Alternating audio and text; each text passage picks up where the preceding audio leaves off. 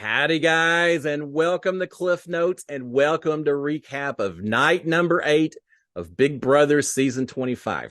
Now, notice I didn't say a recap of the live feeds because we haven't had any. We haven't had live feeds since yesterday, around lunchtime or so.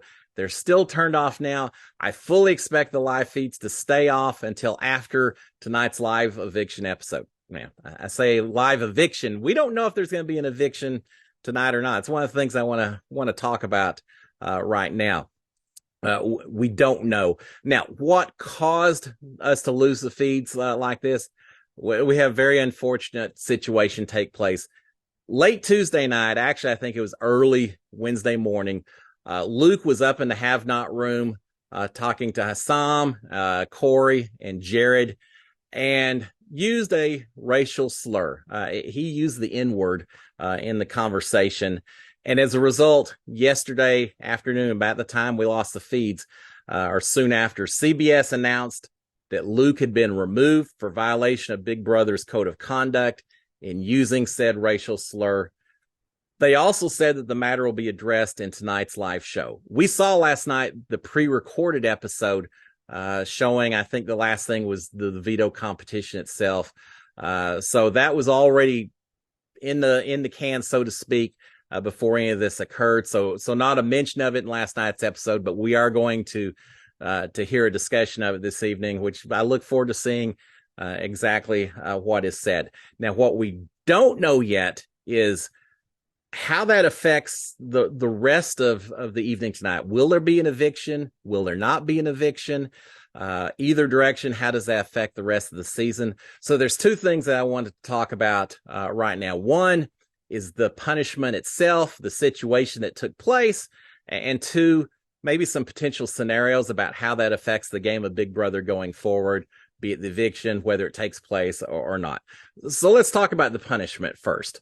I absolutely believe CBS did what they needed to do in this type of situation. There cannot be any tolerance for offensive language, be it racist slurs, be it misogynistic terms, be it inappropriate labels related to disabilities. There's all different kinds of hateful speech that can take place.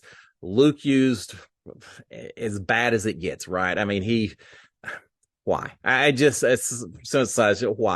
But I don't think in this day and age, any of it can be tolerated.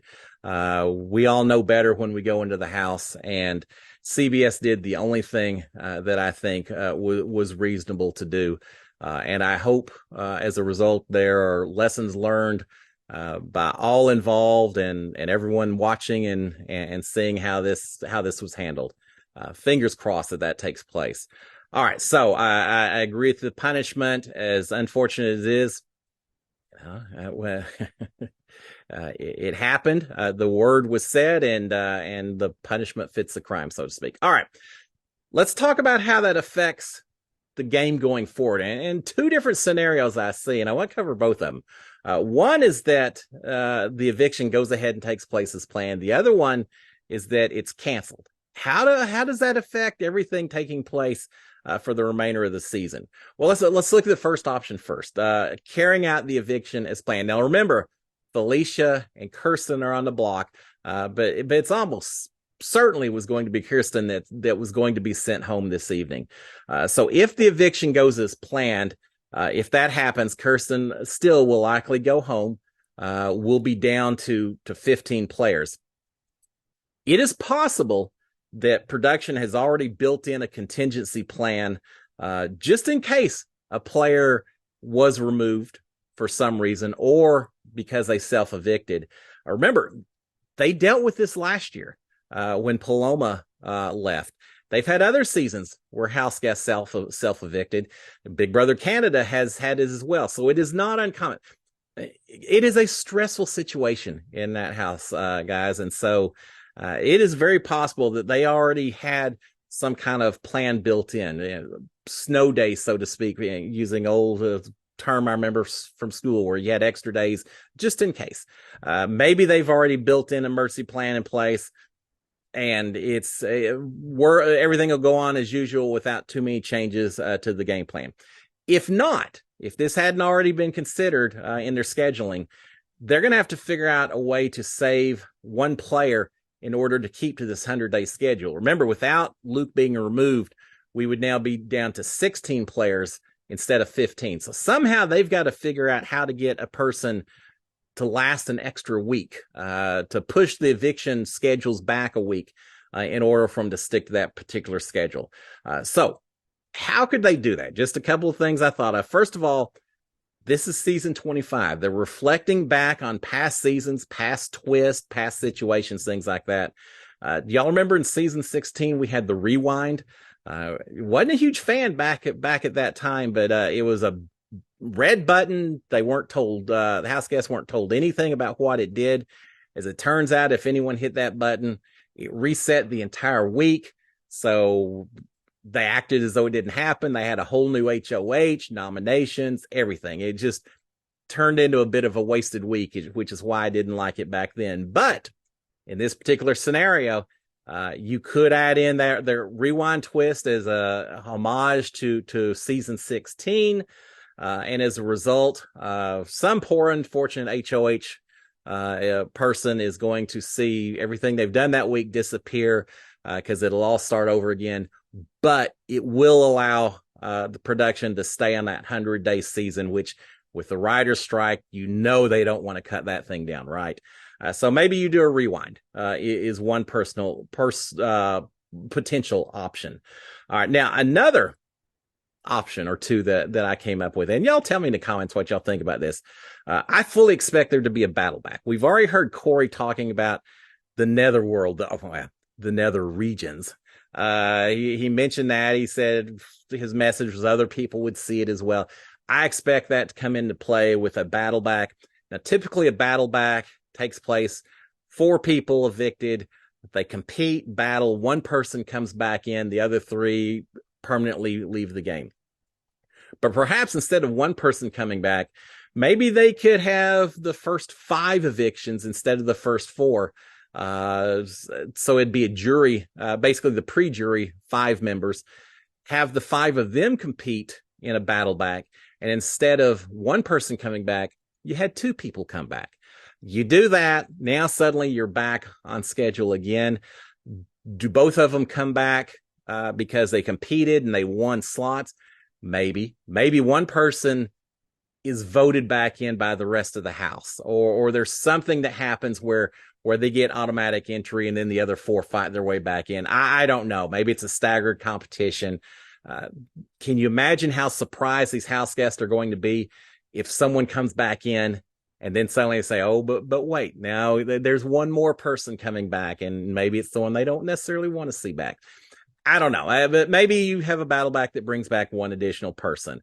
You could do that. Or what if at some point in the season, it's a backward season, it's scramble season, right? We already had a competition where the losers became nominated instead of the winners gaining power that we saw in that live move-in. So what if at some point in this backward season, house guests actually vote in a player instead of voting one out? Now, maybe that's where that extra person comes from with the battle back, is they actually gather together. They think they're sending someone out the door, and instead they see the list of everyone who's already left and bring them back in. Or I don't know, maybe you have a few icons from the past that are up there and they get to vote on which of the icons they want to come into the house and compete as well. That could change things up quite a bit, couldn't it? And then they get to decide who do they want to have to deal with from the past seasons. So maybe they got something like that. The key with all these scenarios is the fact that this happened early enough in the season that I think production is going to be able to handle it. If it happened 2/3 of the way in, their options are a lot more limited. This early in the season, I think they can handle that extra week and make it happen. Now, here's the other option. They go ahead and cancel cancel tonight's eviction. If that happens, Felicia is saved, which is going to happen anyway. She's not going anywhere, but Kirsten is now saved. I got to say, her having a second chance to play, I see some merit to that. But Kirsten would be saved. Now, Riley might complain as HOH. She might complain that her HOH was wasted. No one ended up going home. She got a little bit of blood on her hands. She'll tell you how stressful how horrible it was being HOH. So she'll complain that she went through all of that for nothing. I get it. But she didn't pick the nominees to start with, so she didn't really have a full power HOH anyway. So, things happen. Expect the unexpected, Riley. It is what it is. But let's take that a little bit further. If Kirsten is saved, if she's staying in his house, what effect does that have on these alliances? Are these alliances still somewhat balanced, or are we seeing people jumping ship on Riley's side, coming over to Cirie and Izzy and Felicia's group? And does that still happen if Kirsten comes back into the game as well? Perhaps so. But first thing, I bet everyone's a whole lot nicer to Kirsten once it's announced that she's not going anywhere, as compared to the way they've kind of been blowing her off for the last few days. He saw him at one point and said, go get the rest of your votes. Once you have them, then come talk to me. Until then, I don't want to BS with you and all that. There are a lot of people who didn't really give her a lot of time of day because they were so certain that she was going home. I think they'll be a lot nicer going forward. Now, who does Kirsten relate to? Who does she align with? Does she align with anyone? Does she has a fantastic chance, I think, to kind of stay under the radar at this point in time. You've got these two alliances that are trying to target each other. She should not be a target, I wouldn't think, if she comes back into the house. But she does represent a vote, which could help one side or the other. So they're going to be fighting for her. They're going to make some promises and swear by all that's good that they loved her and never wanted her to go anywhere, and do everything they can to get her onto her side. But what side is that? She wasn't happy at all with Cirie and Felicia. They had quite the and Izzy as well. She was upset with all of them. They really kind of started the ball in motion, I think, about putting Kirsten on the block to start with, because they were upset that they felt like she'd created that or been part of that Phalanx 5 alliance instead, as well as their Bye Bye Bees alliance. So they kind of put Kirsten on the block. And so Kirsten is not happy at all with them. But having said that, Cirie, especially Cirie, Felicia a little bit, they kind of made up Tuesday before all of this went down and happened. So I'm not sure how strong the anger still is or not.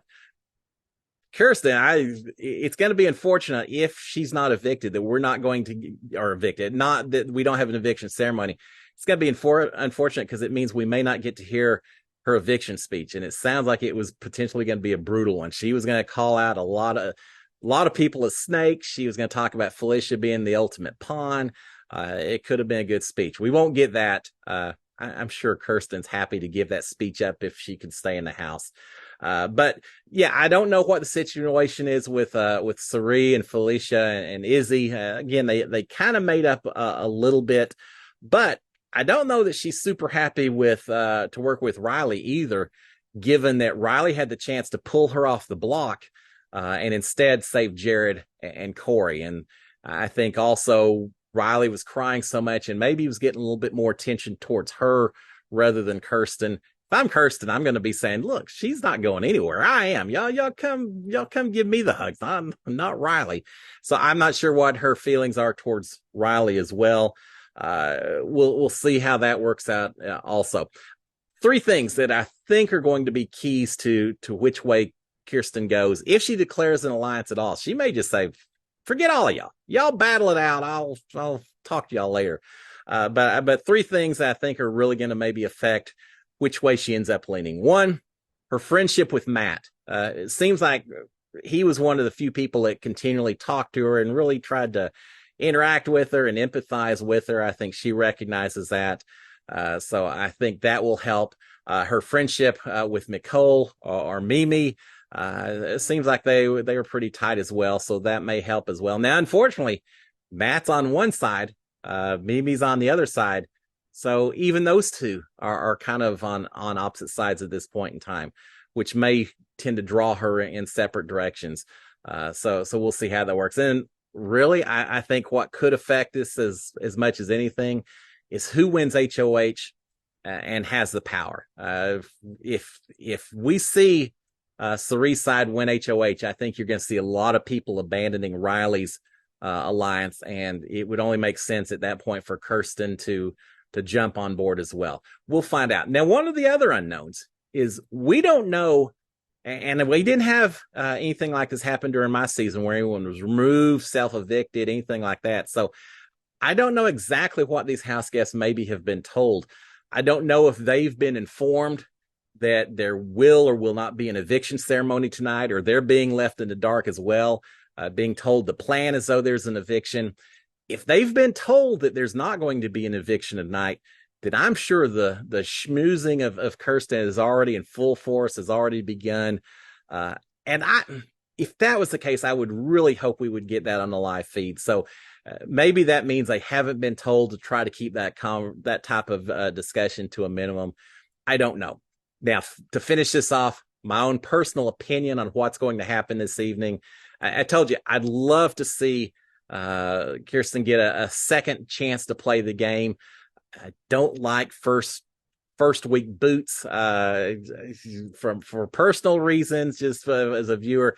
I don't like it. I'd love to see her get another chance to maybe show a little bit more of her gameplay. So for personal reasons, I'm okay if an eviction doesn't happen. But if I was betting on it, I bet they still have the eviction this evening because Luke was not HOH. He wasn't on the block. He wasn't involved in any form or manner with any kind of twist or anything else that we know of for tonight's episode. The only impact he has on tonight's vote is one vote. That's it. Other than that, everything can take place exactly as it did before. It's not like last season where you had the backstage passes and we weren't sure how all of that was going to work out and everything. And, you know, it really had a lot more of effect. This week, tonight, one vote. That's all Luke represented. So they could go ahead and go through with the eviction. I think they will, because I think they've got backup plans to protect their 100-day season.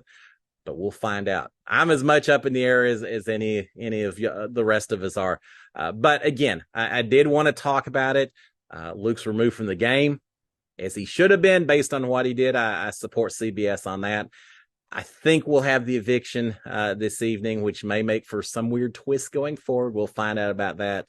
And if not, then let the pitching and campaigning begin, because Kirsten is suddenly going to go from someone that no one even cares about talking to the star of the show for a little bit, because they're all going to be wanting to apologize, hug, get their attention, and get her attention, and bring them over to their side, whatever side that may be. So there you have it, guys. I guess I'll go to bed a little bit early, but I don't ever like seeing this. I hate seeing it. I would much rather have had none of it happen, but it did. And so with that, y'all have a great rest of your Thursday morning. Hopefully it'll be an exciting episode. This HOH is still going to be every bit as fantastic as we expected. Expect the unexpected, right? All right, guys, y'all have a great one. I will see y'all Friday morning to talk about the episode and everything that took place. We're going to have a lot to talk about. Until then, guys, SKD143. Cheers, my friends. Bye.